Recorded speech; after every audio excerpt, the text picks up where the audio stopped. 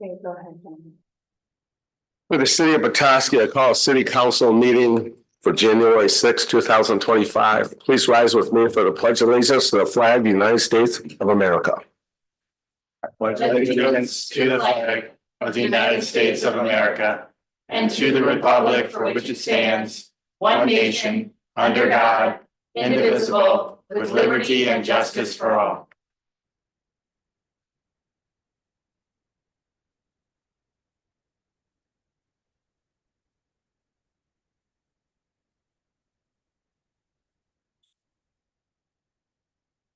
I'm ready. Go ahead. It's okay. Miss Beck, would you call roll? Demore. Present. Here. Walker. Present. Murphy.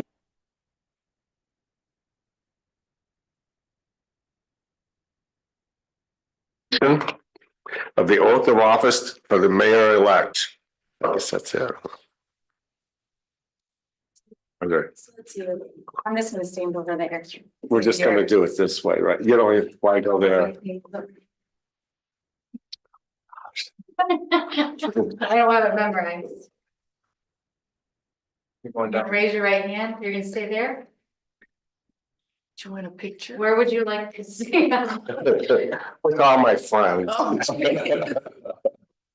I don't care. Just raise your right hand. I'll raise my right hand. Do you solemnly swear that you will support the Constitution of the United States and the Constitution of Michigan, that you will in all respects observe the provisions of the city charter and the ordinances of the city of Petoskey, and that you will faithfully discharge the duties of mayor in which you were elected in and for the city of Petoskey, county of Emmett, state of Michigan, according to the best of your ability? I will. Whose son is John? I'll give her.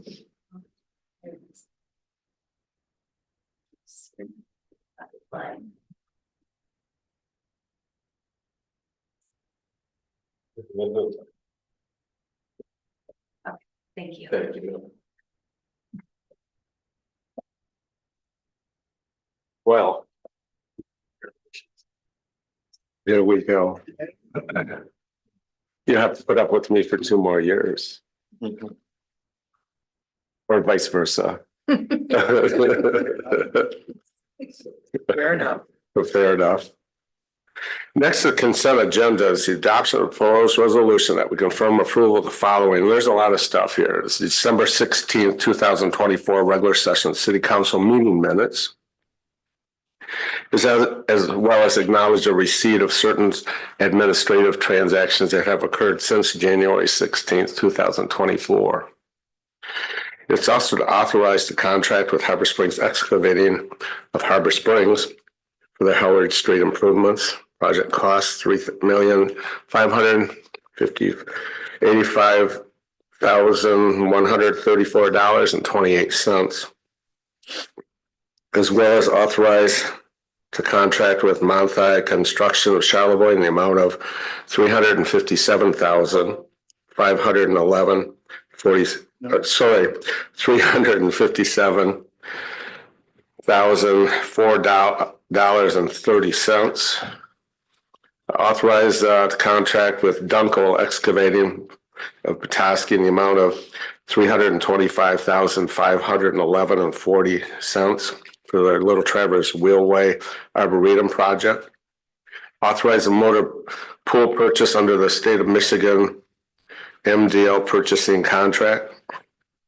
Adoption of the proposed resolution authorizing staff to the Michigan Public Power Agency Boards of Commission.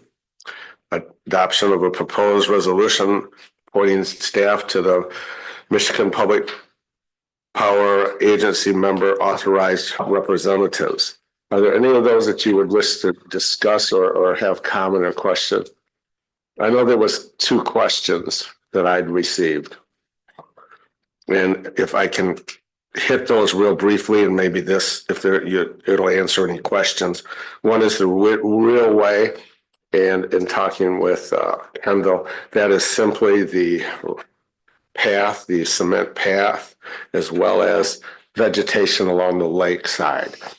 Okay. And the other one that I had received questions about concerned the Park Avenue one, and that is merely the walkway, the sewer, the drainage, electrical, benching, but there is nothing else in the rest of the park. Kendall, I'm correct? Yes, he said yes.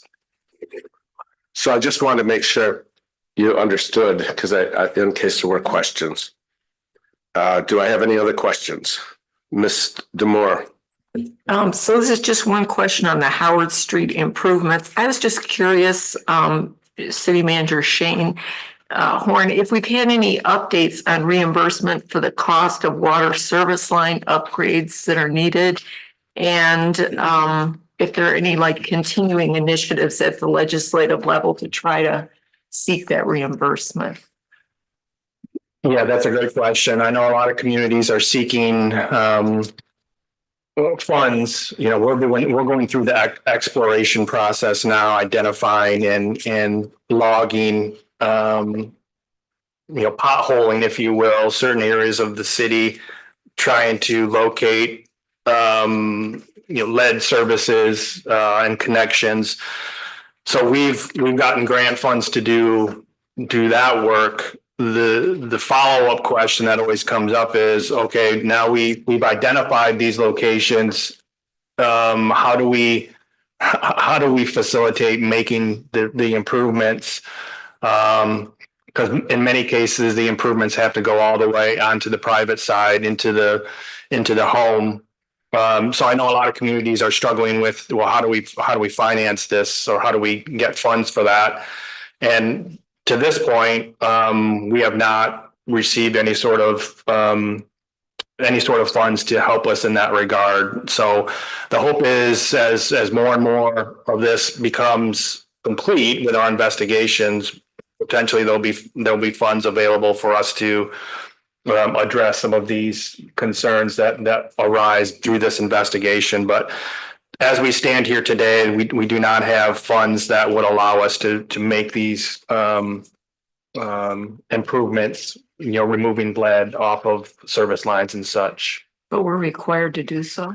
Yeah, if we find it, we have to address it and remove it. And right now, through I think this is year 3, or going up on year 3 of our investigation.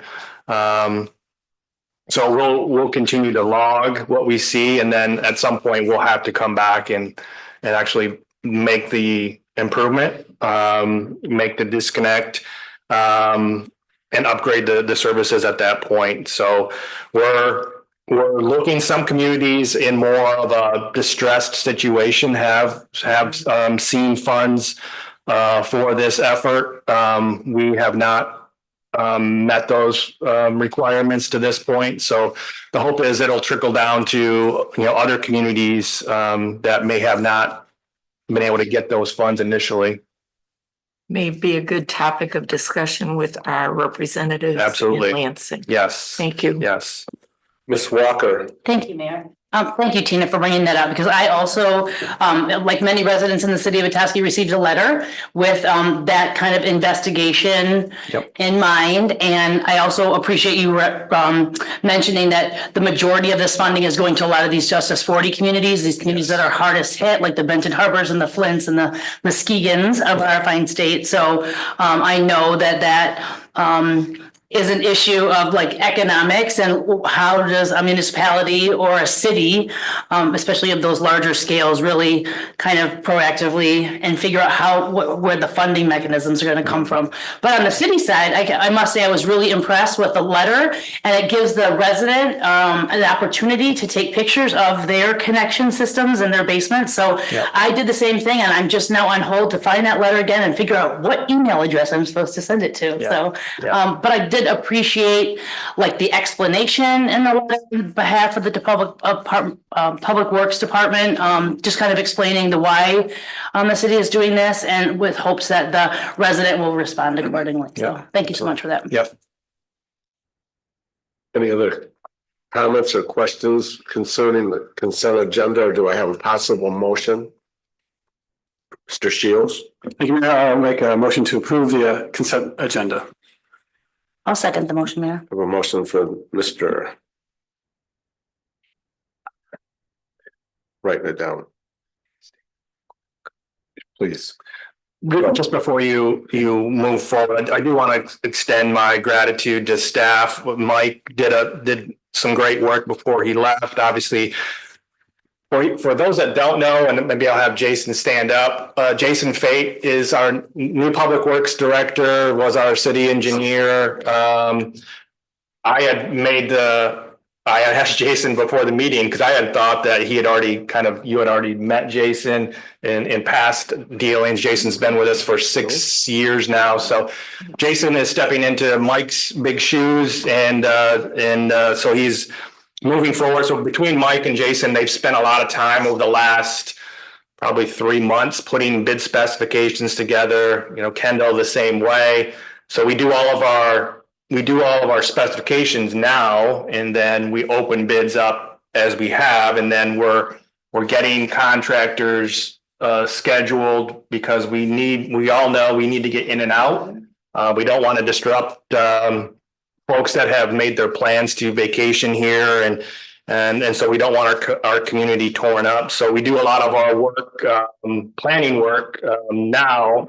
And with the expectations that our contractor will be going in and out, in a set time or set schedule based on some of that. So kudos to Mike and Jason and their team and Kendall for really kind of getting everything prepared. I think we were very pleased overall with the results. And I think as you look at our partners in these projects, we have a variety here. There's not just one contractor that's doing all the work, which I think is pretty neat to see. Several contractors, taking part in projects within the city. So I'm pleased with that. With that, I'll go to Ms. Beckford roll. Shields. Motion was by Shields, second was by Walker. Shields. Yes. Walker. Yes. Demore. Aye. Murphy. Yes. Motion passes 5-0. Now, this is your opportunity for public comment. If you would like to step up, give us your full name, full address, and you'll have some time with council. Good afternoon. Good evening. Push Your button, yeah. Good evening. Chris Bauer, Northern Lakes Economic Alliance, 1313 Boyne Avenue, Boyne City. Just wanted to stop in and wish you a happy new year. It's first meeting of the year, so looking forward to working with the city, our county and region as we move forward in 2025. So, thank you. Thank you. Thanks, Chris. I think you've all met with him at one point individually. So thank you for taking the time to meet with council, and I think that really gives us a lot of information to go by. You're welcome.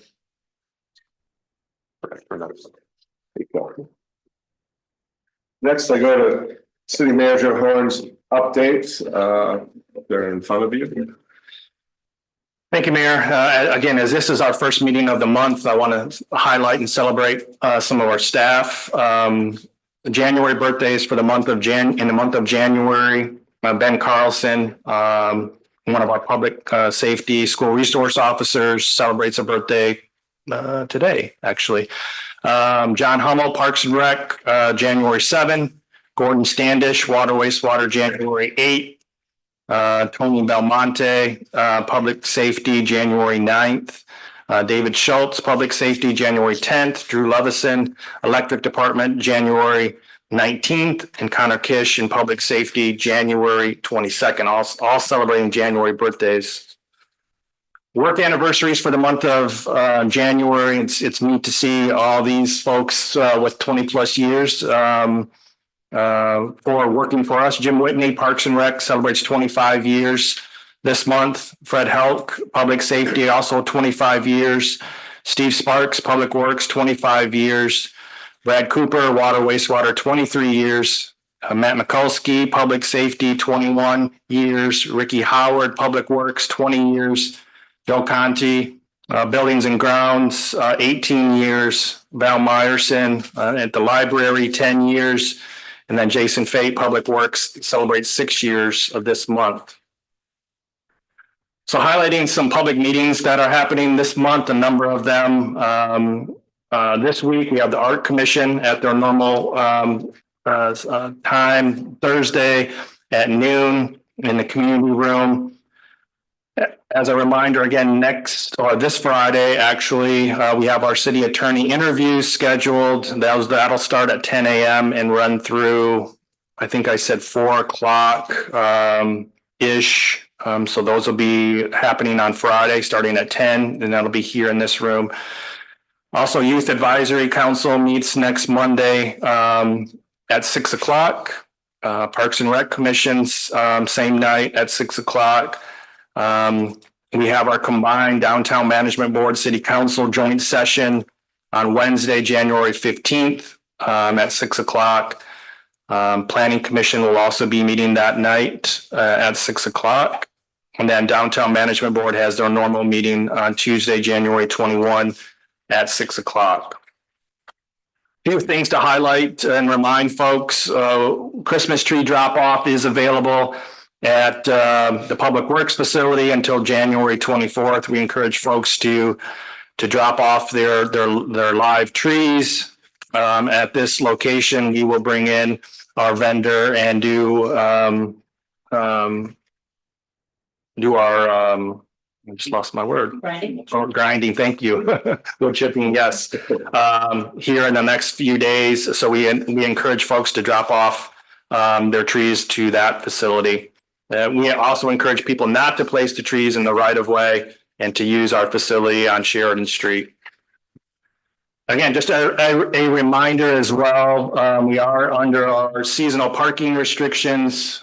This started December 1st, and with seems to be maybe more of a normal winter cycle that we're experiencing here. We certainly want to make sure folks are flip-flopping on their streets based on even and odd days, so we can allow our crews to get in and clear the snow to the curbs and do so safely. So again, we have had cases where we've had to go in and tow some people out that have not abided by this, and we've tagged vehicles and have had to remove vehicles because of inactivity. So we encourage people to abide by our seasonal parking restrictions that are currently in place. And then I think this is the third cycle that we've had. I don't know, Kendall's back there. I think we've had a number of starts and stops here at the ice rink based on the fluctuations in temperatures. The nice thing, the next 10 days look like good winter, ice making weather. So we were back open on Sunday from 12 to 8. The rink was open. However, the ice is not quite thick enough to drive our Zamboni on. So we will be spending this week working 2 different shifts, kind of flooding the rink, getting that ice built back up so we can drive our Zamboni on it, which creates a very nicer surface, if you will, to skate on. So we'll be spending the week doing that, and then really probably by Friday we'll be back to our normal time, 12 to 8 on the weekends and 3 to 8 during the week. And so we're going to take advantage of this nice cold snap that we're having currently. So. And then I also wanted to announce we have made a hire for Jason's former position, Matt Miller. Jason and I had some interviews last week, or actually before the holiday, and extended the offer to Matt Miller. Matt has a Bachelor of Science in Civil Engineering from Michigan Tech. He is a professional engineer. He's had 17 years of experience as a project manager in civil construction, working for Payne and Dolan. He's a Harbor Springs resident. He will be starting on January 13th. So we're thrilled to bring Matt on board. I think he'll do a great job in that role. And this is somewhat of a hybrid position because we're really combining Jason's former job and Terry's job into one position. So it's asking a lot for that position, but I think Matt has the skill set to be able to pull this off. And we had kind of promised him, we'll continue to evaluate this as we go forward. The last thing we want to do is create a situation where we're overwhelming a new hire. So we will continue to evaluate it and make sure that he's got the support. The nice thing about it is Jason's skill set. He's not leaving what he does best. He'll be very much involved in the department. So we're all working managers, working supervisors. So we will all be, Jason will certainly be supporting Matt in his new role. So we're excited about that. I was very pleased that we were able to bring Matt and his skill set on board. I think he'll do a nice job for us. Any questions for me? Council. Ms. Walker. Thank you. Shane, for the update. Thank you. Chastity. Okay, there we go. I wanted to say thank you to the city Parks and Recreation staff for their work at the Winter Sports Park. I know people are hyper paying attention and staff have been there to respond even despite the snow inundations and then the melting and then the snow inundations and the melting. And that picture that you took from Dawn the other morning at the ice rink was really beautiful. So thank you for all of their. That was a lovely picture. So I thank them for all of their hard work and we look forward to more days at the Winter Sports Park moving into the next few months. So thank you so much. What else? Moving along. Go to some appointments. There's nothing of the city. Okay. Council member to serve as mayor pro tem. As required by the city charter provisions. I'd like to consider, let's keep Tina Demore. She did 1 year at this position and I think the second year is worthy. Do I have a discussion, a motion, a second? How do you feel? I would be happy to make a motion to move that Tina Demore be our mayor pro tempore. Pro tempore. I second the motion. I have a motion from Ms. Walker, a second from Mr. Shields. Any other discussion? No protest. Yes. Yes. Walker, Shields, Demore. Aye. Murphy. Yes. We have a success on that one. Thank you, Tina, for serving again. Thank you for allowing me to do so. It's a privilege.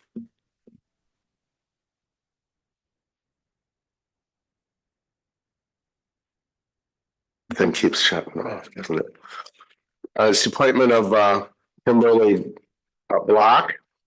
If you want me to read any of her pieces, assistant cross-country coach, the high school volunteer parent, PSYA soccer. They've lived in Petoskey 29 years. She loves the library. I like that part of it. But she's also she utilizes the services and she's been on the board. So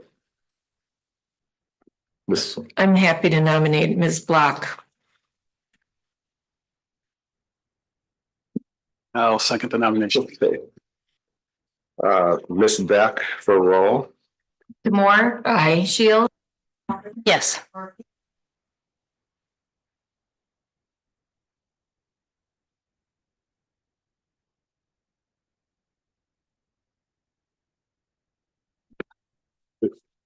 I just keep my hand on it. She is applying because she's very impressed with the services that the library provide, and she would like to see these services continue long into the future. She's served on numerous other boards, long legal career in our community, which would enable possibly her expertise and experience on the board. She served the president of St. Francis School Advisory Committee, president of the Regional Chamber of Commerce, and as well as others. She's been here 34 years. She loves to read and she loves the library. Ms. Walker? Thank you, Mayor. I'll be happy to make a motion to appoint Laura Dinan to the Petoskey Library Board. Support. Ms. Beck for role. Walker, Yes. Demore. Aye. Shields. Yes. Murphy. Yes. Last on the list is Amy Jansen.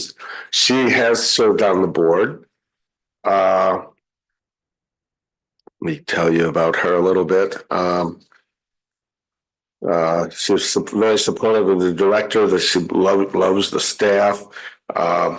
And the mission of the library, she likes that. She believes the library is important safety net for children, teens, caregivers, adults in our area. She cares deeply about all the members of the community and surrounding areas. She believes listening to all of their open views and having an open heart, open mind. Believes in civil discourse and respect, and has spent plenty of time better understanding our district library and libraries from around the state and the county. She's lived here 21 years. In the city limits, 20. She's a part of this student support specialist at Sheridan School. Her family owns Latitude 45 Bike and Fitness. I take her name to you guys. I move to appoint Ms. Jansen. Support. I have a motion from Mr. Shields and a second from Mr. Moore. I go to Ms. Beck for roll. Shields. Yes. Demore. Aye. Walker. Yes. Murphy. Yes, thank you, council, for your support. These are three good people. I know you feel the same way. We couldn't be more proud of our library and what it offers all of the community, from the young to the old. Next is to authorize the contract with Tri-County Excavating Harbor Springs for the Seville parking lot improvements. That's for $288,434.15. I go to Jason. Do you want to come up and speak on this at all, or? Before Jason speaks, I will just say the reason this wasn't on consent is we did not go with the low bid. If you recall, our purchasing policy that you adopted had a local preference of 3%. So this was this change between the two, or the difference between the two, ended up being just over or just under 1.5%. So with that, the low bid actually becomes Tri-County Excavating out of Harbor Springs versus EF Wilkinson, who is out of the county in Sheboygan. So that's the reason why this was not on the consent. Jason can kind of talk about the project overall and get your questions at that point. Would you like information from Jason?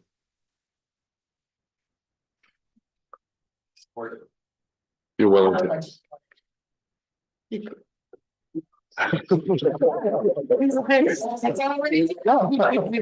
Jason would like. Would you like to see? Well, I can if you'd like. Is there something that we should know about this project, or the? Well, I think it's going to be a great improvement to the downtown. It's a complete reconstruct. We're going to remove those ugly looking guardrails, pull all the meters out, put new pay stations in, new pavement structure. In addition to that, right now, all the stormwater sheet flows across the sidewalk into Bay Street. And what we're going to do is add some stormwater infrastructure below pavement or below the parking to help the bay and help infiltration at that point. That the soils are sandy soils there in that area, soil infiltration will work pretty well. So with that, and then with the new improvements, there'll be new curb and gutter, some new sidewalks, and then landscaping improvements. We have a lot of electrical equipment in that parking area, so we'll screen those back and then add some trees to it and enhance the project. This will be done this spring and by. Yep, we're gonna start first thing as soon as we can in the spring, and the completion date is around late May. Parking spaces changed, or? We did, I think we lost 3 spaces that correct? 5 spaces. Okay. We did add more motorcycle spaces because we had some small areas that we would be able to fit those in. And then we added spaces for bicycle. Okay. I thought that was important to ask. I knew what the answer was, but I think it's important for people to know that we're progressive of looking forward and ahead on not just cars, but also bicycles, motorcycles, etc. Thank you. You bet. Ms. Walker? Yeah, thank you. I'm really very excited about this project. Amy and I had discussed it a couple months back, and as a service provider of waste and recycling services in that back of house on Lake Street, it's really essential. I'm really looking forward to our drivers being able to traverse and service our customers safely there now. And so very much looking forward to those new changes. And I think it's going to be great for downtown parking, and it'll just put a nice face on the city lot that we're really looking forward to. So thank you so much for both of your work on that. Okay, I'll go to Ms. Beck for a roll. There's no motion in second yet. Oh, I thought. So moved. Okay, that's right, we started. I have a So- motion. From Mr. Shields and a second from Oh, I'm sorry, Ms. Walker. Sure, I'd be happy to second. Ms. Walker. Excuse me. Ready? Go.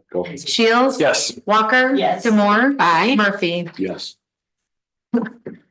Motion passes 4-0. Next, the adoption of a proposed resolution that would clarify downtown parking services authority. For that, I'll turn it over to. Yeah, Amy can make her way up, but I'll just kind of introduce it. Amy and I meet monthly to kind of talk about items of concern that either one of us may have. And one of the things that we thought was important was to kind of take this old resolution that dates back to 91, kind of an authorizing resolution. And we've tweaked some things over the years. We've added some things where our parking services division has taken on maybe some greater roles than what the original resolution anticipated. We had Director Carr involved in these discussions as well, just to make sure that, no one's toes are getting stepped on as far as who's policing what. But with our folks being downtown, walking the area, if we see someone that's in a non-designate or parking illegally from an ADA standpoint, from a fire hydrant clearance standpoint, any number of things that we believe we have the jurisdiction to be able to address without taking a public safety officer away from maybe something a little more important. We thought it was good to kind of freshen up this resolution and make sure that we have the backing if we ever get into a situation where we're in a courtroom. We have a resolution that's been adopted that allows us to kind of enforce from a code of ordinances standpoint. If you look at the Exhibit A in the packet on page 59, it talks about the different things that we would be that our parking enforcement division would be handling as part of this. So I don't know, Amy, if you want to take it from there and build on that. Thank you. As Shane explained, this really is just an update to the 99 resolution to better reflect what the parking enforcement people are actually out there doing. Although Exhibit A looks like a long list, in 2024, 97% of our citations were for expired meter. So we don't issue a lot of citations for most of these, but this is just giving us cover so that we can address it in a timely manner. And that's really the gist of it. We tried to follow the existing resolution, whereas is as much as possible. It talks about the admin fee. It talks about, we realize that the parking areas are owned by the city. We're just managing them for you. So all of those existing resolution items are in the new, and it was actually a recommendation by legal counsel that we update the resolution. I'm happy to answer any questions. Counselor, do you have a question? Mr. Moore? So I think you already clarified one, that these are things that are already being done. Yes. So this isn't an expansion. This is- Correct. Okay. Correct. And there's no moving violations in here because I looked at that. Right. And then anything that's missing from Exhibit A is still reserved for public safety. Right. We would contact public safety. And Chief Carr looked at this and Yes, yes. he's good with it. Yep. Mr. Shields? What was the percentage again for 97? Citations for expired meter between, not just, so we have, let me find it here. So we have expired meter 35. Oh, I don't have any here. It's a different list I have, but there's expired meter, your first ticket, your second ticket, your third ticket. Those combined are 97% of the tickets written in 2024. Thank you. And what's the next closest concern one? Hmm. Blocking roads, alleys, any? It's probably actually parking in a ADA space when you don't have correct tags. Okay. And then also parking in those clear zones. Because, we know a lot of people aren't paying attention and just having, that's why we put the bike corrals where we put them, is to try to keep that clear space. Okay, Mr. Moore? So I have one other question, and maybe, I don't know if the two of you know the answer to this or not, but I was kind of wondering why section 21-38(4)B was also referenced. Just because when I look that up, that's talking about repeat offenses under this section shall be subject to increased fines as provided by the City of Petoskey Municipal Civil Infraction Ordinance as amended from time to time. That is when you get the ticket after the change we had, when you get the ticket after 10 days, you get a $10 fine, and then it goes to, and then another $10 fine after 15 days. Right. So that's referencing that it will increase if you don't pay the ticket. So I think I probably didn't ask my question too artfully. I'll try again. I just wondered why B was selected out of section 4, because 4A, 4C, and 4D seem to be kind of in the same lane, yet those weren't referenced. So I don't know if that's something the attorney recommended. But for example, C says each day on which any violation of this section occurs or continues constitutes a separate offense. In other words, it's sort of in the same lane as B. So I was unsure why B, there's no problem with it being included. I just was curious why that was included and A, C, and D, or all of section 4 wasn't referenced as well. And if we don't know the answer, it's not going to prohibit me from voting on this, but I'd be curious kind of to follow up to see why that would be. Mm-hmm.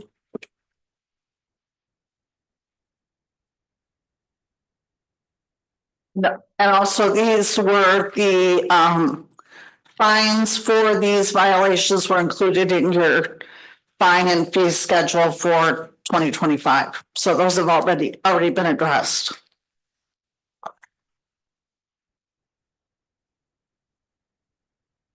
Any other questions, council? Do I have a possible motion? Mr. Shields? I move to approve the enclosed resolution. I'll second the motion, Mayor. I have a motion from Mr. Shields, second from Mr. Walker. Any other discussion? Public wish to speak on this? It could be another, go to Ms. Beck for roll. Shields. Yes. Walker. Yes. Moore. Aye. Murphy. Yes. Motion passes 4-0. Next is the adoption of a proposed resolution that would authorize contracting with Northwest Michigan Habitat for Humanity to provide third-party grant administration services for the Chill Grant program. And I turn that over to City Manager Horn. Thank you, Mayor. So back in April, I believe it was, I sent out a request for proposals for a third-party administrator to assist me in administering the Chill Grant. And at that time, I did not receive any submittals. So I've been kind of administrating the grant on my own, which is a heavy lift in combination with other duties that I'm responsible for as well. So in conversations that I've had with both Housing North and Northwest Michigan Habitat for Humanity, I think both their schedules kind of have opened up a little bit, which allowed me to have further conversations with both of them on potentially assisting me in facilitating this opportunity for our community. So Habitat put forward the proposal that's in front of you, essentially boiling down, it's about $1,200 per completed project. So if we have, right now I have 15 applications, so you can kind of do the math there and figure out what that would end up becoming. Our grant allows us 18% admin reimbursement, so that calculates out to about $90,000. So we're well within the reimbursement for the grant itself. I did also receive a proposal from Housing North, similar in scope. My recommendation would be to go forward with Habitat. We have a partnership with Housing North, and that will obviously continue. We haven't had the opportunity to work collaboratively with Habitat, and I've come away impressed with in my discussions with them, and I think they work in this area quite a bit, and I think they will do a fine job in assisting me in this effort. So my recommendation is to proceed with engaging with Habitat for Humanity in this effort. So I'm happy to answer questions. So how many do we have currently in the hopper? We have 15 applications currently. Okay. At various stages of, some have received, we've already verified their income and they qualify. Habitat does a lot of income verification work in the work that they do, so they're well tuned for this type of effort. Sorry. It's correct, isn't it, that we have to find a builder to do, is it all of these projects? Yeah, we'll have to put bid specifications together to get, for instance, I have probably at least 5 of the projects are roof replacements. So what I can do, and this is based on MSHDA's guidance, is do one bid specification for a roofer to submit bids on address A, B, C, D, and E, and then we're good to go. But I can't just select Joe Roofer. I have to go through a formal process to be able to make this happen. So okay. Even more so than just getting a couple quotes, it has to be our similar process that we normally go through where we seek sealed bids and proposals. So Habitat also has access to a number of contractors that they'll likely answer the phone when Habitat calls them, probably more likely than when I call asking for them to participate. So that sounds great. Yeah. Mr. Moore, question. So I see that the cap is in the resolution and the likelihood of us getting to the cap is probably minimal. But I just want to confirm on the record that Habitat understands there's that they know the cap. Yes, okay. Absolutely. Thank you. It would be in their contract, right? Yeah.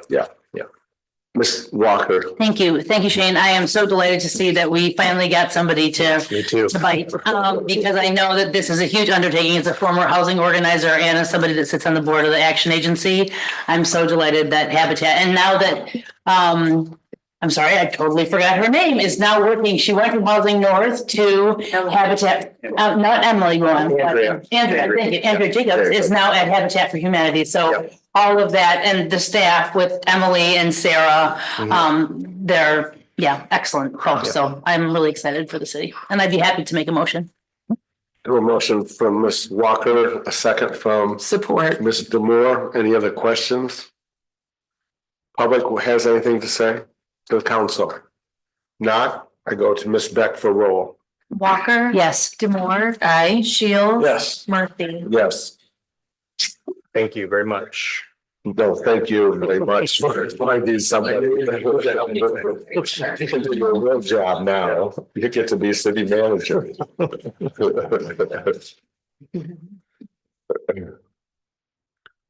Okay, next is first reading of proposed ordinance that would amend the short-term rental zoning ordinance.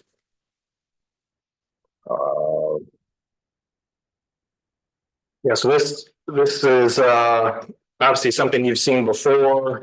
We sent it back to the planning commission. They had their public hearing. The two changes you can see in the ordinance. I did, Councilmember Demore brought up a good point today with our city attorney.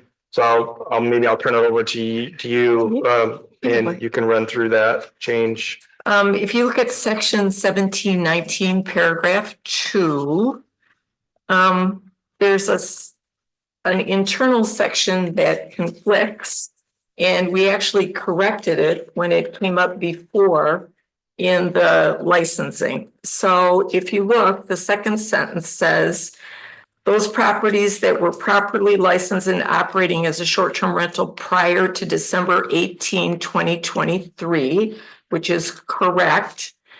When you get to sentence 3, it says something different.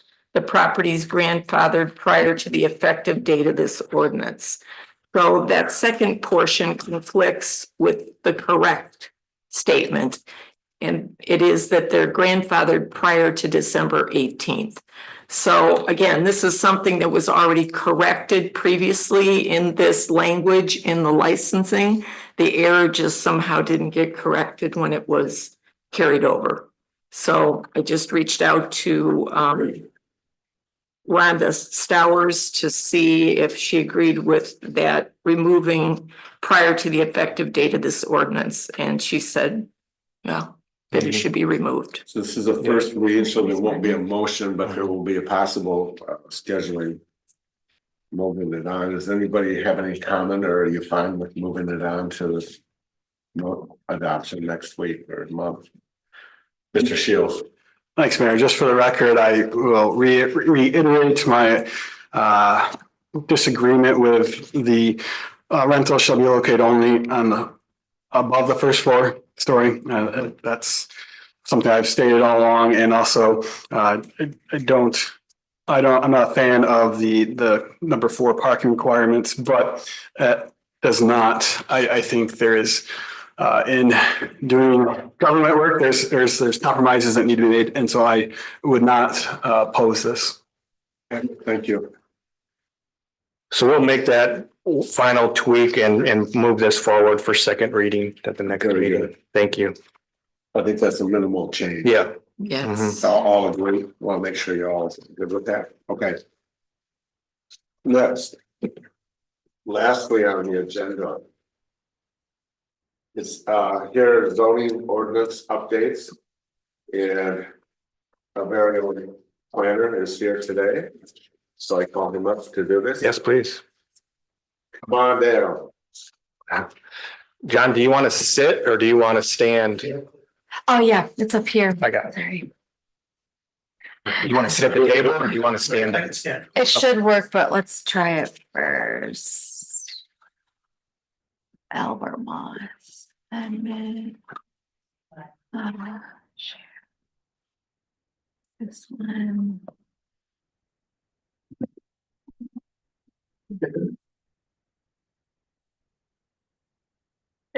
Did you click? Well, it works. Works. All Okay. You can do it if you. Oh, great. And I'm glad that you went through your job quickly. because now we can spend the next 3 hours on this zoning. You guys are gonna be out by 10, that's good.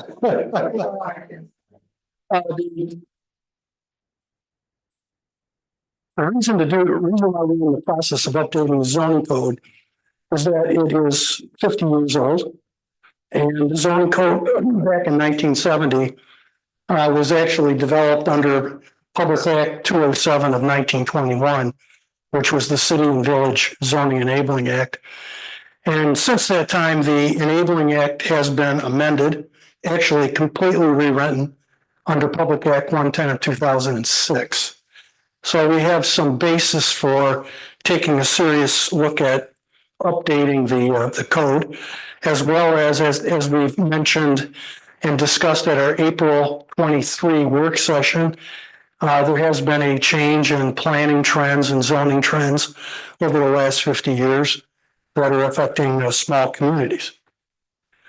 The process that we've been working under is that we have a zoning committee that works on the various articles.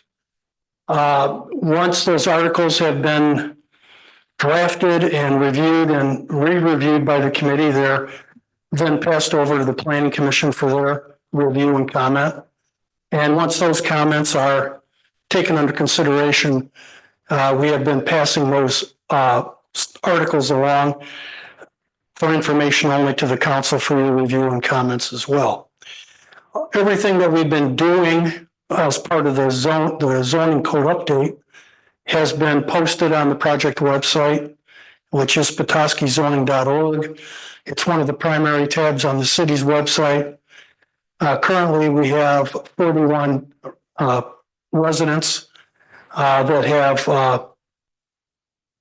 signed up for the project updates, and they get updates relative to when the meetings are going to be held at the zoning committee. We post the agendas, we post the meeting packets and the draft articles for review. So we're trying to make the process as transparent as possible for all those that are interested.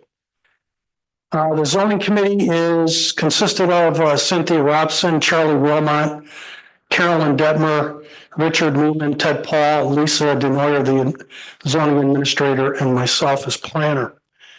Under Public Act, under the Michigan Public Enabling Act, under Section 125-3817, the Planning Commission Chair can appoint an advisory committee members who are not part of the Planning Commission.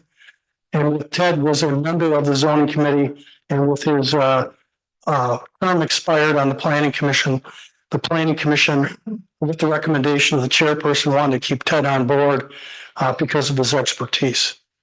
These are a listing of the meetings that we've had. Usually we're averaging 2 a month before and a meeting after the Planning Commission. We meet usually at 10 o'clock in the morning until noon in the community meeting room. The new code has 14 sections, starting with title and purpose and working its way down to definitions. And so far, the first group that have been reviewed as we went through title and purpose, site plan review, and zoning board of appeals. We are trying to get through the administrative articles before we get into the real meat of the zoning code, which is Article 2 and Article 3.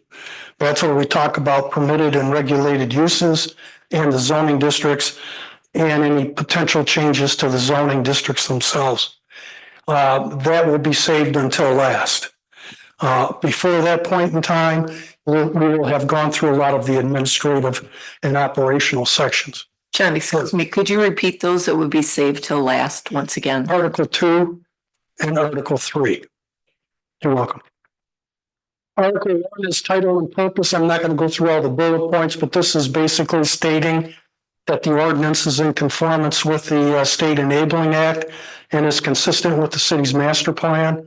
The Planning Commission and the Zoning Committee did put in the title and purpose sections that came out of the livable Petoskey plan relative to making the community more walkable, a non-motorized community, high quality residential neighborhoods, and preservation.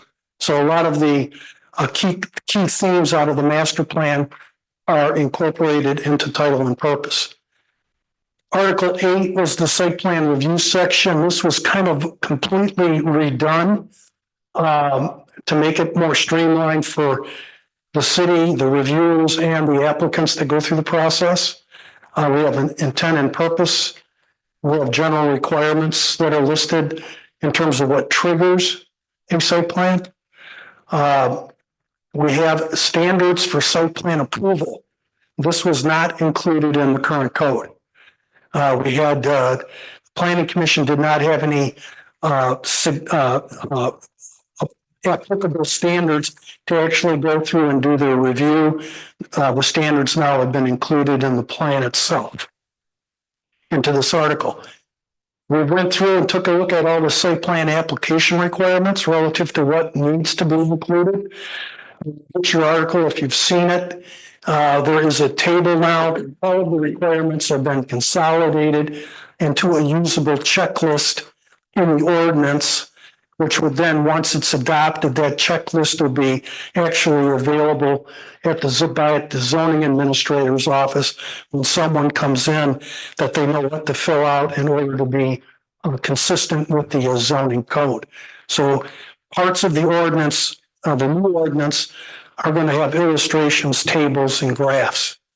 And one of the main tables is in the site plan review checklist. So the requirements, there's something in the review that is currently not in the ordinance, but it is considered a best practice by the redevelopment ready communities, and that's the administrative review committee.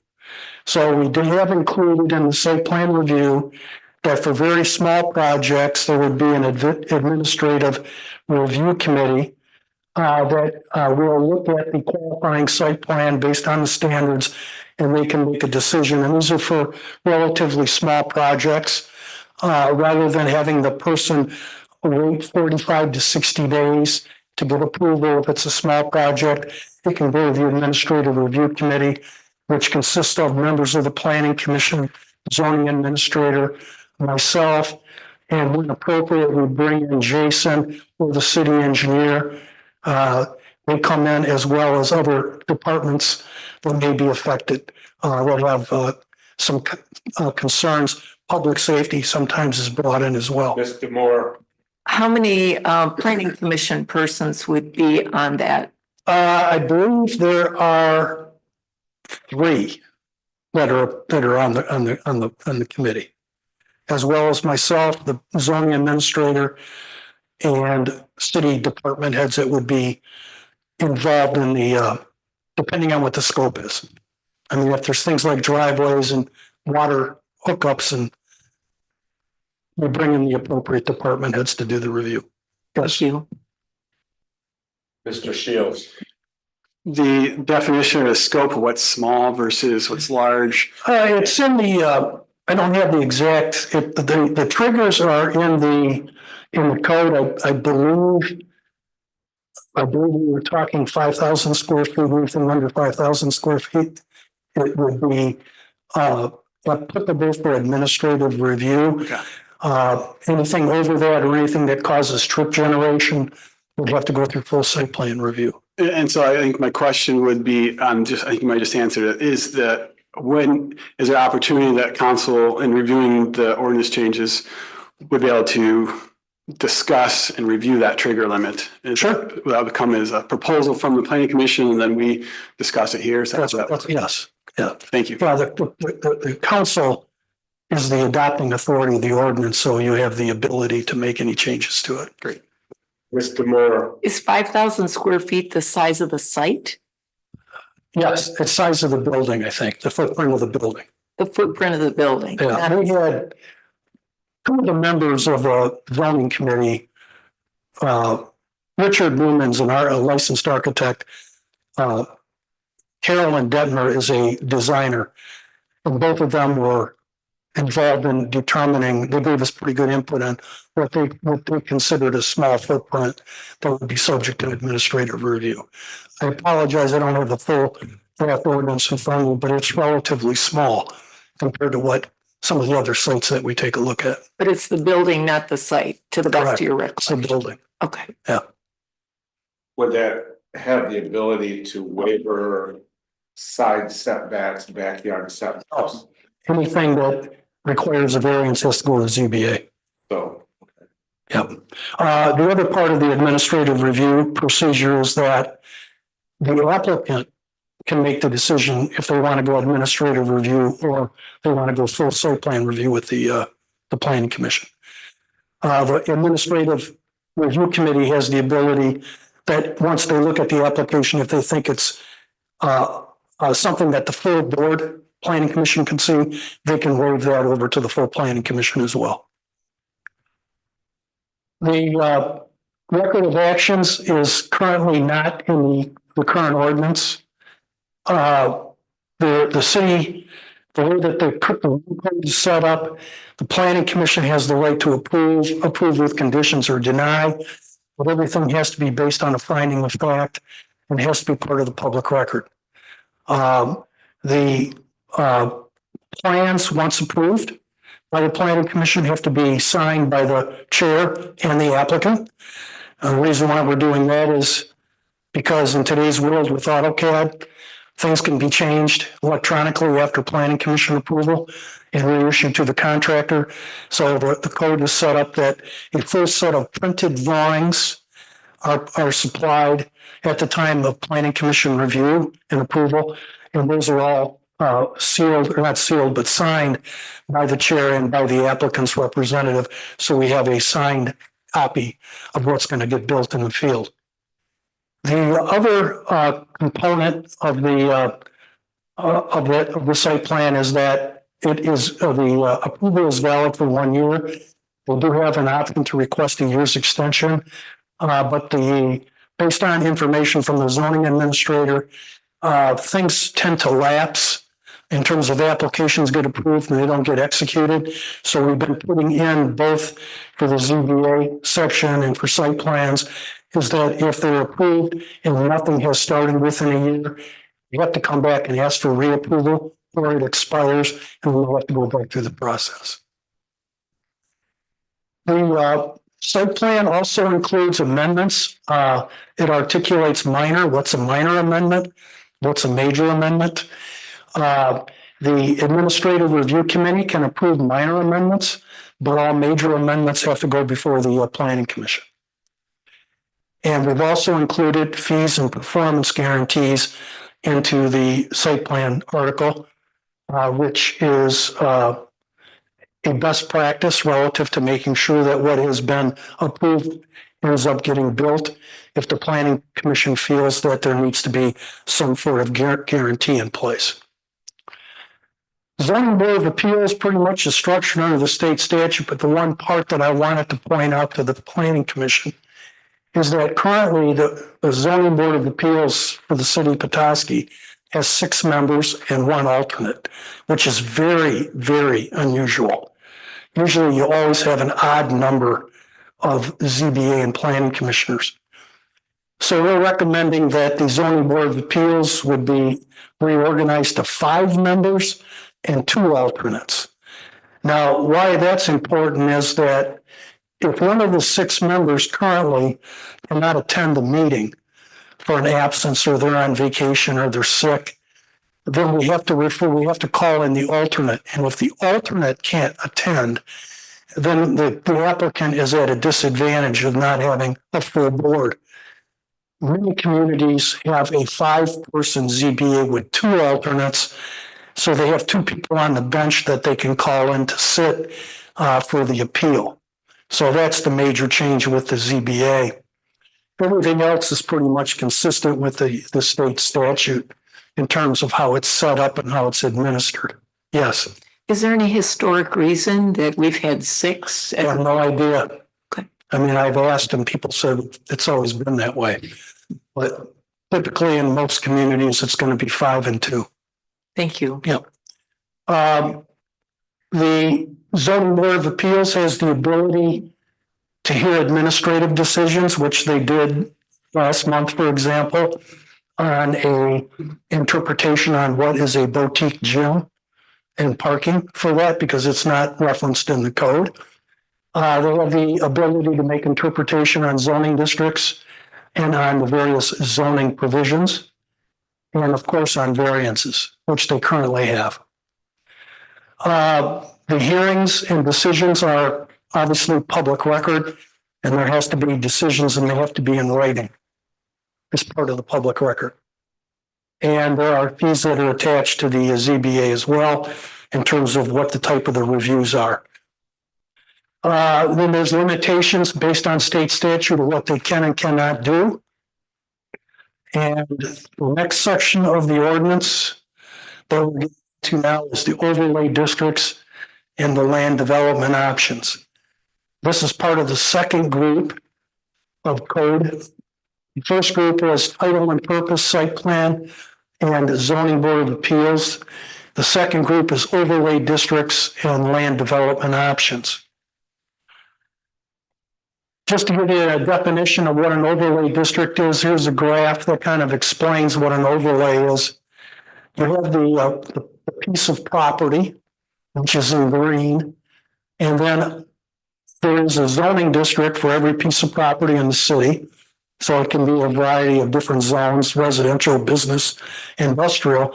And then the overlay district basically lays on top of the base district. The base zoning district is focused on land use, because it can be residential, business, light industrial, warehousing, multifamily, etc. The overlay district looks at, its focus is on site and character. And I'll explain with some of the examples. We have 4 that are in the new code, proposed new code: floodplain, downtown, historic neighborhood, and shoreline protection strips. The district for floodplain, the city does have floodplains. They have 4 panels that have been identified by FEMA, primarily along the Bear River and along Lake Michigan or along the bay. And based on floodplain regulations, you have really 2 major components: the floodway, which is the course of water once it hits flood stage, and then the floodplain, which is the area that is within the floodplain itself, the flood fringe. And here's an example of the graphic, is that you can't build anything in the floodway, but you can build in the flood fringe. But depending on the elevation of the building, where it is in relationship to the base flood elevation, anything below the BFE has to be waterproofed. So you can have a basement that's below the flood elevation, but it's got to be waterproof, that if it does flood around the building, it's not going to flood into the structure itself. And that's one of the things that we currently don't have in the ordinance is the floodplain overlay. Floodplain overlay district. And it's all based on FEMA standards, and it all references the Michigan Building Code. Yes.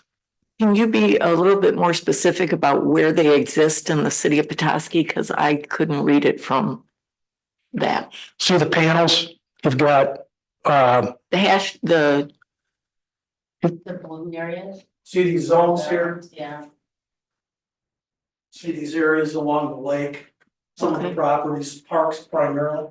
The Bear River's got a panel, some of the fringe areas, and then going further up towards the. You say a panel, define the panel. Well, these are, for example, here's the panel numbers that are by FEMA. So you can see the panel numbers that are referenced. And then within it, they have the different zones that are labeled. Zone A and E are some of the critical ones. So there are some properties, for example, along the lake, like here's the Water Street condominiums. So some of the houses that are by the parking lot adjacent to it off of Wachtel, they would be in the flood zone.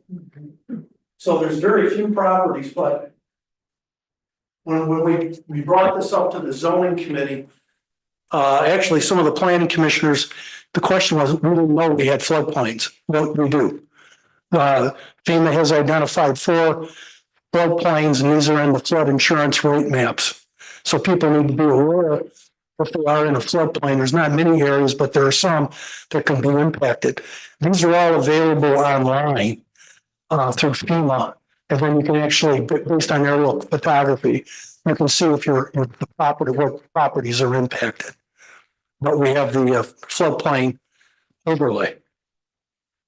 The next overlay is if you look at in the city's current zoning ordinance under the CBD, which is the B2 district, they have a set of the guidelines that have already been adopted.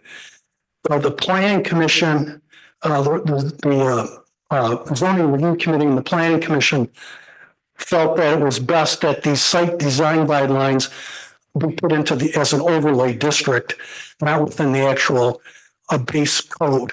And really, that's where they should be, as an overlay. So they basically got moved from the B2 district into an overlay. And we haven't, and the one change that is being made is the city of Petoskey and the downtown management board, specifically their design committee back in 2000, the early 2000s, they commissioned a study on downtown design guidelines that the downtown management group and their design committee use as the basis for making facade grants in the downtown. So the committee, zoning committee and the planning commission felt that it would be best if we had consistency.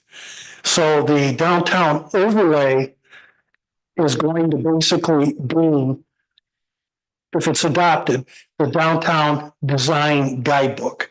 So there's no differentiation between what's in the ordinance and what the management board and the design review committee are using. So the downtown design guidebook is being referenced in the overlay district as the design guidelines for the downtown area. So we're just trying to make everything connect that all the different groups are using. And this is the overlay district boundaries that's currently in the zoning code. Yes. So just curious, again, I'm a learner in this space. So how did that outline get defined? When was that and how, do you know? That outline was defined in the study that was done back in the early 2000s. Okay. I think it was 2001, 2002, the study that was commissioned by the city and the downtown management board. And they worked together. The dashed line on that graphic is the B1, the B2 district. So the overlay, currently what they're using downtown, actually extends into some areas that are outside of the CBD area. Okay, so the overlay is a little bit bigger than the B2 zoning district.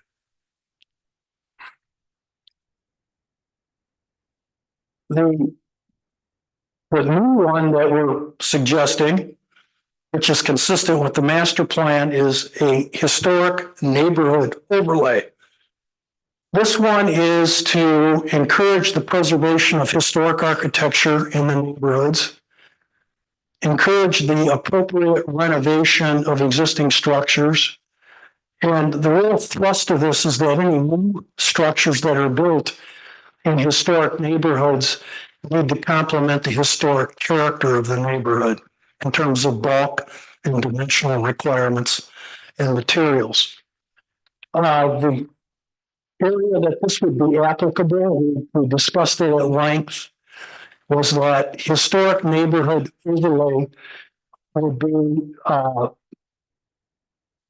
used in areas that are on the National Register of Historic Districts in order to make the tie-in.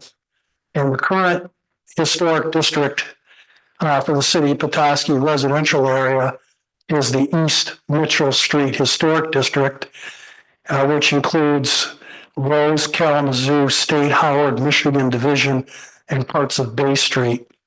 And that was listed on the National Register in 1986. As you know, in the master plan, the city's master plan has called for the expansion of National Register districts in the community, basically to protect the historical character and architectural character of the city. The zoning committee felt that the basis for the overlay should be linked to the National Register District as a kind of like a foundation for its review. Instead of being arbitrary and deciding what areas in the community it could be used, it should be used in areas that are part of the National Register. So that's the reason for the possibility in the future of increasing the number of districts in the city. A focus is on the. So John, that's not to say though that a home couldn't be historically designated in an area that's not within those areas. That's correct. There already are homes. Well, there's about 30 properties there. It's straight where I lived had one. Yeah, the idea is to have districts, not just individual homes. So that's the purpose of the historic neighborhood overlay. The last one that we looked at, which again only affects a few pieces of property, both on extreme sides of the waterfront, is shoreline protection. And the planning commission is recommending that we have a 35-foot setback from the ordinary high water mark, primarily to protect the shoreline from soil erosion, filtration, to create a filtration barrier to remove pesticides, fertilizers, and enhance habitat along the shoreline. They do recommend or acknowledge that there needs to be provisions for walkways and stairs to the water, but they're encouraging primarily within the 35 feet native ground cover to help stabilize the shoreline. Yes. So John, that's a prospective. Yes. The next article is the land development options. We've kind of combined several into this chapter. The largest one is the planned unit development, which you're familiar with, which was used for Maple Block. This was significantly reorganized by the committee. We probably spent 4 meetings just on this article itself, trying to make it useful, but at the same time informative and comprehensive. As you're aware, PUDs they encourage innovation in land use, protect open space, provide developers the opportunity to provide a mixture of housing, and encourage the reuse of existing buildings where appropriate sites. The use is the difference between the current PUD and the planned development is that the current PUD says that if you want to do a residential development, it has to have a commercial component. PUD planned development says it can be either a commercial PUD or it can be totally residential. You don't have to have mixed use. You can. The developer can have a mixture of uses, but it's not necessarily required. We put in qualifying standards that relate to the master plan in terms of these are the standards that an applicant needs to address in order to be considered for PUD review. And this is the process. We have 8 steps that are now part of the proposed process. The first one is a request for qualification to see if they actually meet the qualifying standards. And that's we would have an informational meeting. If they do qualify, there would be an informational meeting with the administrative staff on what needs to be included in the application. They do a pre-application submission, a completeness review, submission of the PD plan, public hearing, PC approval or denial. Then it gets bumped to the city council for approval or denial. And then once the PD is approved, then the applicant comes in with their detailed site plans and construction drawings. That's the difference between the current PUD and the PD, is the site plans now come after the PD process. And then the other step that we've included is that once it's completed, the applicant has to submit closeout documents. So we get as-built drawings of the project when it's completed for the city's archival purposes. The pre-application submission is pretty comprehensive. There's 11 steps, 11 components that are listed, and number 7, which is the conceptual site plan, has to be drawn to engineer scale, has 19 other elements that need to be included. So we get very close to getting a really good idea of what the project's going to look like, what the impacts are going to be to neighboring properties prior to its approval. But we're not requiring the final step of actually doing detailed construction and bid documents as part of the approval process. So the PD process and development agreement are steps 1 through 6. Step 7 is the submission of site plans, and step 8 is the closeout. We are recommending in the new code, but once there is a approval by city council, that we actually have a development agreement that's written and adopted, signed, executed, and recorded at the Register of Deeds office. So it's a little bit different process than what we've used in the past. Yes. So what's, for lack of a better word, what's the argument in favor of the change regarding site plans in terms of positioning? The argument is that the site plan, what's required in the site plan approval in the Article 8 of the proposed code requires a significant investment by the applicant in terms of construction drawings, elevation drawings. And the reason why we pulled it out of the PD approval is that we felt it's unfair for the applicant to have to invest the amount of money in the detailed site plan and construction drawings without any guarantee that they're going to have approval for the project. But conversely, what's the impact on the amount of information available to the city in decision-making by not having that level of detail? Here's the level of detail right here.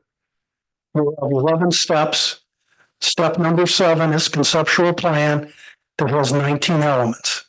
That has things like grading, topography, traffic, pedestrian circulation, conceptual look at what the buildings are going to be without going through the detailed architectural design. This is the area that the study committee, the zoning committee, spent a lot of time on making sure that the planning commission and the city council had enough information to make a decision without actually requiring the developer to spend a significant amount of money without any guarantee that they will get approval. Thank you. Yep. The other land development options are the condominium development, which is Public Act 59 of 1978. And then the last one is we put in a provision called cottage courts, which is an opportunity to have a small detached housing with around a cluster of open spaces. This would be more of a high density type of residential development, smaller houses around kind of open space. This is what cottage courts look like. Okay. And there's another example of a cottage court development. So the planning commission felt that these type of developments would fit in with the character of the community. They're very walkable. They share common open space. You notice that parking is more of a common element. It's not, everybody doesn't have their own driveway. Okay. These can fit on relatively small pieces of property, 3/4 of an acre, and still have a very nice house.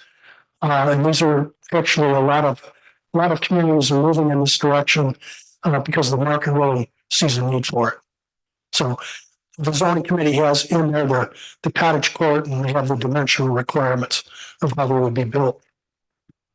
The third way, which is in progress right now, I can't report it out to you because we haven't finished it, is the general provisions, the administration and enforcement, which is the responsibility of the zoning administrator, and then amendments and severability. So that's group number 3. We should have this wrapped up probably within a month. Group 4 is special or supplemental use standards and special use permits. Group 5 is the big one. administratively, which is the site development standards. This includes parking, lighting, landscaping, walls, fences, all the good stuff that would show up in a detailed site plan that we have to go through. And so this is probably going to take us several meetings to go through Article 6. And then group number 6, which is the last one, second to the last, is the zoning districts and regulated use dimensions. Now, I will say that early fall, the planning commission, each of them individually went out into the field.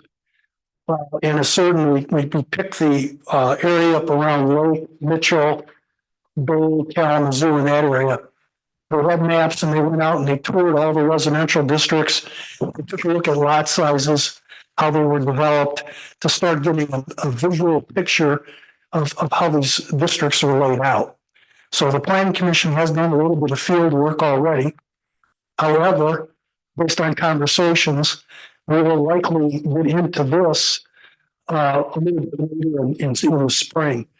That's when the planning commission really starts taking a look at the zoning districts and regulated uses.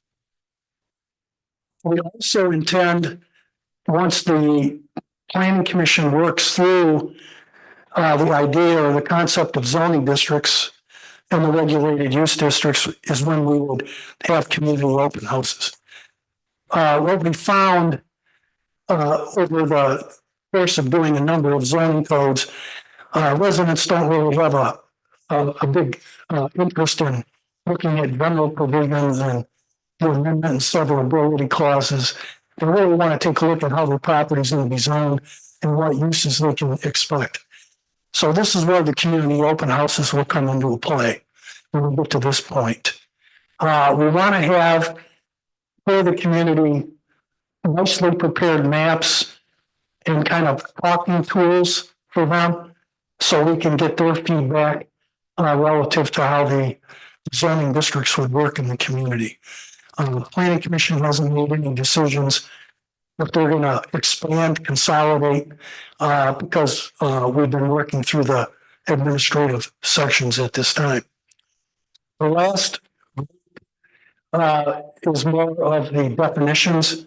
We saved the definitions for last because we want to make sure that anything that's referenced in Articles 1 through 13, sorry for the numbering, 1 through 13 are referenced accordingly in the definition section.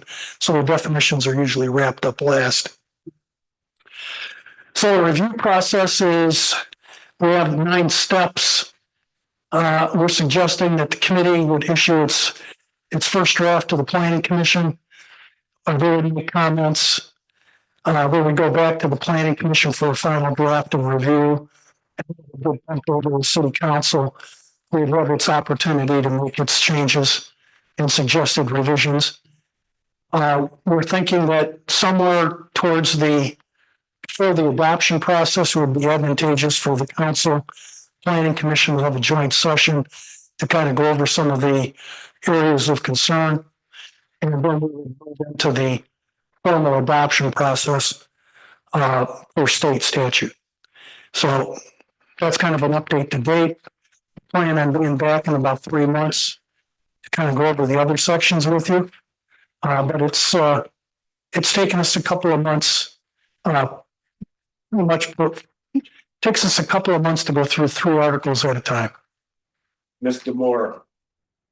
I just had 2 questions. One, I'm assuming that this step 4 where you're looking for individual input will be given a significant runway of time in order to accomplish that. Yes. As opposed to 2 weeks or. No. As soon as the articles, for example, Article 1, 4, and 8, okay, the first 3.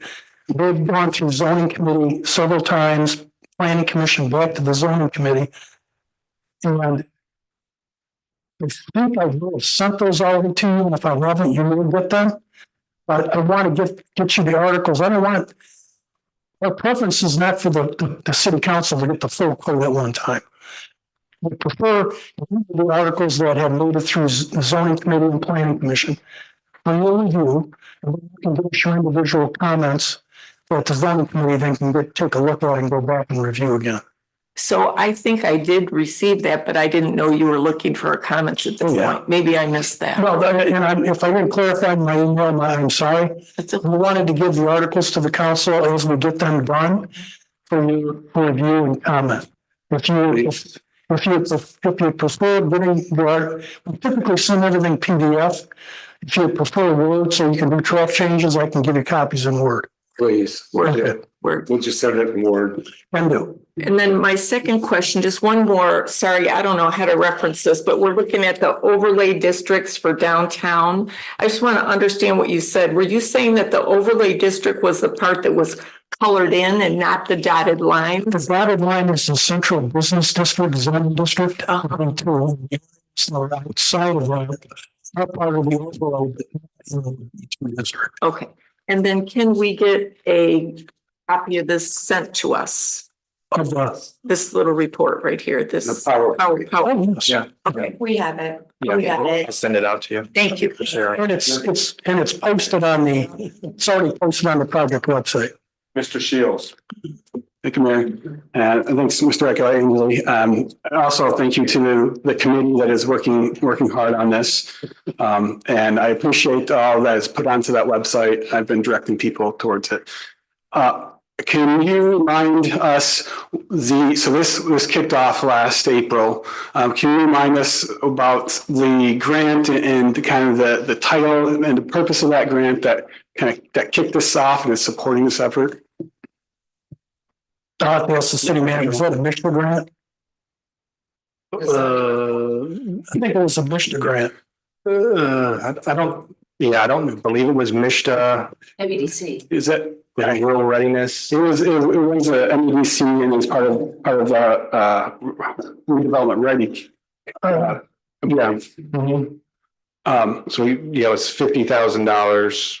The grant was for $50,000. Yeah. Right. And so my understanding, when we're kicking this off is there was this focus on redevelopment ready and particularly the idea of, you mentioned at the beginning, the 50-year-old outdated zoning code that we have. And I would add that's, what is over 50 years has shown in many communities to be not working and even harmful to some community values, and particularly what's outlined in our master planning, housing and being a shortage of affordable housing. And this time was crucial to implement a review of our zoning code. And I remember asking through the process, like how long this would take, and in initial discussions, the proposal was that it would be a 6-month process. And I've asked both Mr. Michelangelo and Manager Horn in time, and it was heard that it was 6 to 9 months time frame. So can you explain kind of what's the shift as you kind of got into this process? How it's going to be from a 6 to 9 month thing to now? I'm seeing September when the final. I don't believe it was ever. I have never heard of a 3 to 6 month plan. It was how long do we have to utilize this, and was going step by step. And I do not remember a commitment by staff that it was a 6 to 9 month. I wouldn't say there was any commitment, but this was questions and I could pull them back. I don't have them in front of me, but asking about what this process would be. And that was what could have been as a 6-month process. And so I'm wondering if some of the administrative and the full, if the initial plan was for the full zoning code review, or as you mentioned, there's some meats that is that's going to be more controversial, something we have to work through, and we're holding off that for the end. It was the purpose originally to look at that the Articles 2 and 3, and now it's kind of transitioned to looking at the whole thing. It was from the beginning the plan to do all articles. The task was to take a look at reorganizing and recodifying the entire zoning code. And typically they take between 12 and 14 months. However, when we got into it, I think you could talk to members of the committee. They found and I found that the current ordinance is pretty convoluted and totally out of date.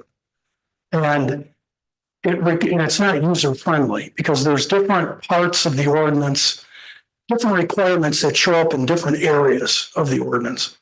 So it's taken us time to go through the ordinance, kind of cut certain sections out, reorganize them into areas that make sense.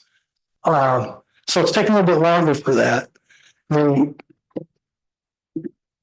other provisions that are part of the redevelopment ready component is like the self-development standards, like maximum parking requirements. The lighting, for example, section is totally out of date. And there's already discussion at the zoning committee on taking a look at new type of lighting standards. You have the international dark sky, you have LEED lighting standards. There's a variety of them out there. So the zoning committee is really taking time to go through to really figure out what the best standards are for the community. And it's taken a little bit longer than what we thought, even though we meet twice a month and the meetings go on for 2 to 2.5 hours. It's just taken a lot more time than what we thought getting into it. Yeah. But I think I can tell you that based on some of the discussions that we've had and debates that we've had internally, the ordinance is coming out into a much better place. Mhm. Yeah, thank you. And I have no doubt that it is. I think this process is vitally important. And I think that, spending 4 meetings on one article is enough. Yeah, we haven't really got into the fun stuff yet. Right. That's Articles 2 and 3. Sure.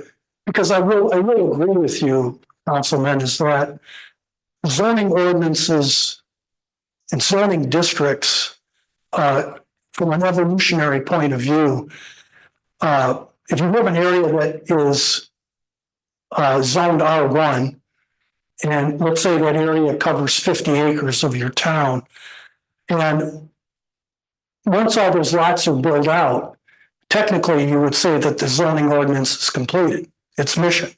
However, it hasn't, because the zoning ordinance has remained stagnant while the market conditions have changed. Correct. So when we get to Article 2 and 3, that's when we have to get into those discussions of making sure that the ordinance for Article 2 and 3 is organic, that it can adapt with market conditions without having a negative impact on the adjacent properties. So we want to get to a point where the districts can evolve based on market and based on housing preferences without being stagnant, where we're dictating to everybody that they have to be on a 60-foot wide lot that's 120 feet deep. Okay. So, but in order to get to that, we need to have the rest of the framework set up before we make that jump into really analyzing what the districts and the uses are going to be. Okay. Thanks for explaining that. And as far as timing, does that, the 7th group in September, and then with additional times before it gets referred to City Council for adoption, any idea of time frame for that whole process? That Well, as we get through, my apologies if you don't understand the summary information only. The council did an email from me that says, here's the next batch of articles. I will send them in Word format with the understanding that you're going to have 2, 3, 4 weeks to go through them and give us back your comments. It's a committee we don't want to happen. Is we don't want to spend time at the committee and the planning commission level, have the full ordinance get to the city council, and we get stuck in internal review, which may go on for 3 or 4 months. We would rather have your input as we're going through the articles so we can kind of hash all that out. So by the time that the full document is presented to the planning commission and to the council, pretty much everybody's had their input into it. Okay, so when you get the final adopted or the final version for adoption, we should all have the understanding that the zoning committee, the planning commission, the city council, and the community have all seen the various articles. So there's no surprises. Before I go to Ms. Walker, a question. How you weigh, if everybody sends in an idea, how you weigh it 4 to 5 ideas? How do you put priority on those? Well, the zoning committee is going to take a look at them, like we do with the planning commission. We'll get some suggestions. Some of them may conflict. Okay. But we go through and address them and try to incorporate the intent of what the comments are. Okay. So I don't really, I don't envision, a significant diversion in policy. At least I'm not anticipating it. But what we do is when we get your comments back, the zoning committee takes a serious look and goes through them all to make sure that, that we're comfortable with them and we can make the changes we will. Okay. Ms. Walker. Thank you. Thank you, Jen, for the presentation. This is my first time kind of getting eyes on this, so you did a really nice job of a big overview. So I do have 2 questions. The first one is in regards to what I understood to be part of that grant and the zoning, like the zoning reform toolkit and the collapsing of the number of zones that we have because of the very colorful nature of our map, which I like lots of color, but 23 different zones, I believe is how many we had, and like collapsing that down to a number like 17 or 13. I mean, I thought that was kind of the trajectory that we were on and reviewing R1 and R2 and R3. But from what I understand, and I totally respect the process, upon review, you and your team and the colleagues decided to kind of review the different components so that then you could come back to Articles 2 and 3 and be able to address those more comprehensively because you had already done a lot of like the site specification work in advance. Right. So that's what I'm understanding. And I have nothing but to say, but to agree, obviously, that was part of like the process that you decided to move forward on. So then my question still becomes is, do we still have an idea of the number of like how we can collapse those number of zones, or will that be kind of determined in the process? Is there, I know there's like no magic bullet number, but That'll be determined when we get to Article 2 and 3. Now, I can tell you that I sent the planning commission out on their site investigation in the fall. And amongst themselves at the meetings, they have brought up their conceptual ideas of potential consolidation, both for residential and business. But we haven't got into that detailed conversation. But they're kind of itching to get into that. okay. But we're kind of holding them back until we get the boring stuff out of the way. Okay. Okay. And then my second question, if I may, Mayor. Please. So my question for a long time has been, what is the role of reviewing past ZBA requests granted and denied in zoning reform for the city? What kind of evaluation does staff or the commission do in looking at cases within the ZBA of where certain things like, I want to rebuild a garage on Arlington Avenue that I tore down and I want it to be in the same footprint that was before. And then that person, for example, finds out that if they want to rebuild a garage, the zoning requirements will not let that be in the same footprint, for example. So will those cases be reviewed in the context of like, here's a certain situation where maybe if the zoning was different or the setbacks were different or the front setbacks were different, that we would be, this homeowner would be able to replicate a previous structure, for example? We have that conversation, and that's where Lisa Denoyer is very important to the committee as the zoning administrator, because she brings in some examples that she's had to deal with. That's really one of the fundamental concepts behind the historic district overlay, is to make sure that there's a lot of carriage houses in some of the older historic districts here, the older residential districts. The zoning committee doesn't want to lose that character of having the old carriage houses that are abutting the alley. So they don't want somebody, if they tear it down to build a new one, that they'll have to build it 10 feet back. So those conversations are held at the zoning committee with input from the zoning administrator. Okay. So, yeah, we take a look at that. Thank you. That's very helpful because I needed to understand like how those comments and that history would be incorporated. Because there's a lot of examples, even in my neighborhood, of like places where like a duplex could be built because a house was burnt down and it's been in like its third home property owner's hands. And I'm like, I hope that you can build a duplex or a triplex, but I heard it was maybe cost prohibitive, or there are certain regulations that really wouldn't allow you to build a triplex on this property. So I thank you for answering that, and that relying on Lisa as like kind of the historic memory and ways to kind of bring that up systematically. So thank you so much. Any other, Ms. Demore? Just for me personally, it would be very helpful if when you send us a section, that you would like us to look at, and I don't know if others would agree or not, but to say, here's a section for your review. If you have any comments, if you could provide them by such and such a deadline. So we sort of have a framework for, that'd be really helpful. I'm always happy to give the city council a deadline. A nice runway though. City manager, do you have a question? Just out of curiosity, what do you think is a reasonable time frame for you? 3 weeks? 4? 3 weeks. 3 weeks? Okay. It's a 3-week deadline in there. I think people have to understand too, council and citizens, that this is a living document building. And that it takes time, and it may take less time, it could take more time.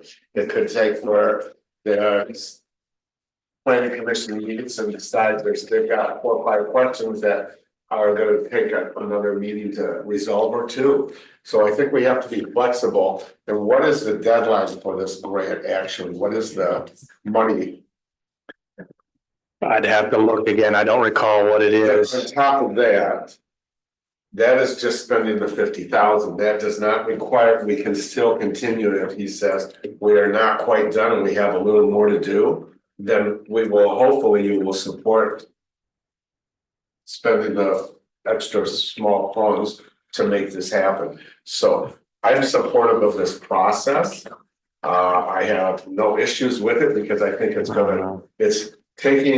making stuff simplified for people instead of looking at 2 or 3 districts, like you say, condensing some stuff, making some stuff more readable, easier to use for the layman. So, as well as us. Mr. Moore. Just quickly, I stand ready to be corrected on this, but my memory from that joint meeting that we had at the outset was that the grant went through 2025. That's my memory. You're right, December. Miss City Manager would like to speak.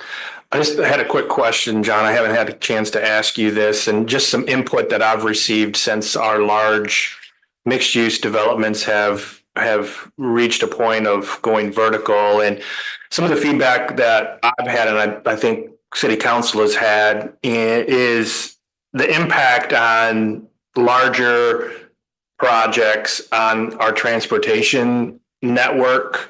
And has the committee talked at all yet about the community I came from within our zoning required the developer at their cost to hire a transportation planner that was pre-qualified to do an analysis of that development on the transportation system. Has the committee at all talked about adding some sort of requirement on our larger developments going forward? Yes, I think it's referenced in the PD section, the plan development. I think it's also referenced in the site plan review that the planning commission has the option to request market studies, traffic studies, and environmental studies from the applicant. Okay. Yeah. Yeah. Mr. Moore, you had something to say? No? I think Derek did. Derek, no. Okay. We're all set. Thank you. Well, thank you very much. Thank you. Thank you, John. Appreciate it. Next, city council comments, and I'll start with Ms. Walker, Ward 4. I have no comments, Mayor. Thank you. Ward 2, Mr. Shields. Just moving off the last conversation there, I think, yes, going slow is always prudent and it's easy to go along with that. But I'd also say that going slow can also mean getting it wrong just as much as going fast can. So I wouldn't want us to just go slow because that seems like the right thing to do. So I would make that comment there.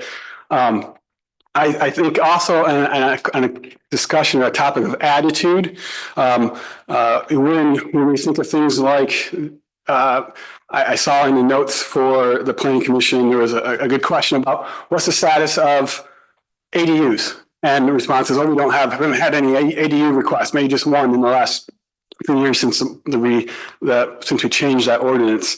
And to me, the attitude is, okay, well, the ordinance isn't quite getting it right, and we should go back and try to reevaluate that ordinance versus saying, well, there's no demand for ADUs. I think the attitude is these when we're looking at changing these ordinances and trying to make us redevelopment ready, more housing ready, we try to go back and make sure those ordinances are seeing the change that we want to see. If we're not seeing it, we reevaluate.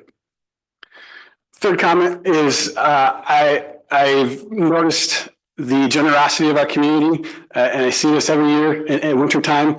The neighbors who are shoveling and snowblowing each other's driveways out, and a couple champions in particular that I see out every time.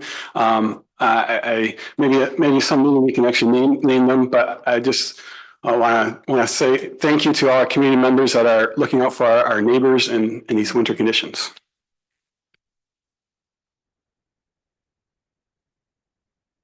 So as the city manager indicated, next Monday, January 13th, next meeting of the Petoskey Youth Advisory Council. This will be their first sit down together post the departmental deep dives for the members to try to work on charting the course ahead. And the mayor's going to join us just to give an overview of his position and field member questions. And then it will be youth voices engaged. Buckle up.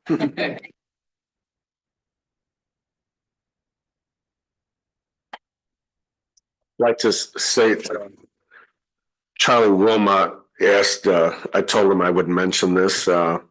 Petoskey has a curling club now. They have built a hoop house out at the fairgrounds.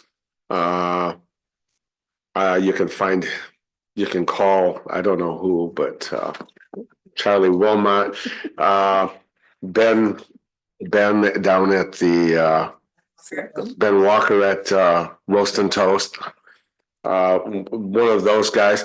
But they're going to be doing Saturdays where you can learn to curl. I think it's a small fee you pay to learn to curl. And they also are looking to have leagues on Tuesdays and Thursdays. So I wanted to make sure and mention that. So that's put in the minutes. We're off to a good year. I'm looking forward to bringing a name forward next meeting for the ward to replace Mr. Wagner. With that, no further business come before this council. I call this meeting adjourned.